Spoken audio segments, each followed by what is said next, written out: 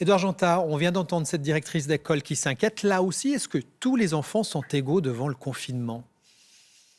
Non, en fait, la situation actuelle est vraiment un révélateur de la condition, sociale et des conditions sociales qui existent. C'est-à-dire que là, tout est accentué, mais les effets des différentes classes sociales, eh bien là, on les retrouve encore plus forts puisqu'il y a des familles qui mettent à disposition un écran dans chaque pièce, qui sont à plusieurs pour s'occuper, et puis d'autres qui sont tout seuls avec peu d'écran et peu de moyens.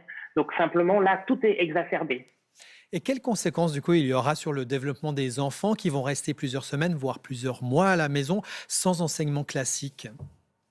Alors, il y aura forcément des conséquences, mais il ne faut pas non plus penser qu'il y aura des conséquences vraiment dommageables de façon irréversible. Il faut bien imaginer que les enfants ont une capacité d'apprentissage et d'adaptation assez incroyable.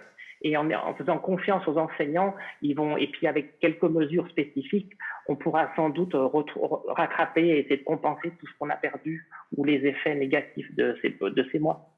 Alors, il y a un souci que les parents expriment beaucoup en temps normal, mais qui est encore exacerbé aujourd'hui, c'est celui de la durée des écrans. Oui, alors du coup, évidemment, là, on voit bien qu'en plus, cette réponse va être différente selon les styles de famille. Mais là, du coup, compte tenu de la situation exceptionnelle, on peut quand même un peu relâcher la pression et plutôt essayer de focaliser sur le contenu présenté aux enfants et pas tellement sur la durée. À un moment donné, il ne faut pas non plus mettre trop de pression pour pouvoir lâcher un petit peu pour avoir du temps.